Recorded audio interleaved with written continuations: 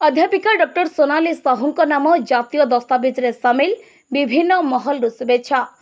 निजर अनन्य साहित्य कृति निमंते केंद्र साहित्य एकाडेमी पुरस्कार प्राप्त होइतिबा वरिष्ठ कवि डॉक्टर फनी महांती अन्यतम काव्यखंड अहल्यार श्रेष्ठ इंग्राजी अनुवाद निमंते अध्यापिका डॉक्टर सोनाली साहू नाम नेशनल बुक्स ऑफ रेकॉर्ड्स बा जातीय दस्तावेज रे स्थानित होइछि।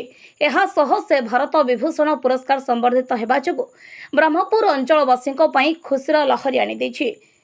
तेबे सूचना योग्य डॉक्टर सोनाली एहा पूर्वरु बहु पुस्तक अनुवाद करी सुनाम अर्जन करने सह बहु सम्मान हासिल करिसेंति। से ज्ञान विकास महाविद्यालय रे इंग्राजी विभाग रे अध्यापिका भावे शिक्षा प्रदान करुथुबा बेले जड़े भल संयोजिका भावे मध्य सभीको मन को जिणी पारिछंति। ओडिया भाषा साहित्य को अंतर्जातीय स्तर रे पहुंचाइबा एवं ओडिया भाषा साहित्यर गारिमा वृद्धि करबा लक्ष्य नै से एपरी बहु पुस्तक अनुवाद करिछंति। एथिलागी तांको स्वामी लक्ष्मीकांत दास और कन्या प्रियदर्शनी दास तांको उत्साहित करी आसुथुबा से सूचना दैछंति। तेबे आगामी दिन में मध्य से आहुरी बहु उच्च कोटीर पुस्तक रचना करबा लक्ष्य रखिछंति।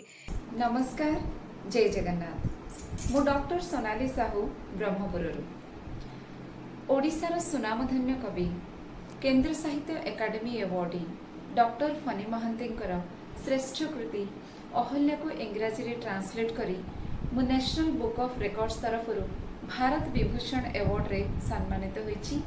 एटा संभव हो पारिछि प्रभु श्री जगन्नाथ कृपारू आपण समस्त आशीर्वाद जोगु। बहुत बहुत धन्यवाद। आपण का आशीर्वाद एमती मो ऊपर थाउ। मो भाषा पाई बहुत किछि करिवा पाई चाहे। धन्यवाद। ब्रह्मपुररू गोपाल कृष्ण रेड्डी को रिपोर्ट, गंजाम समाचार।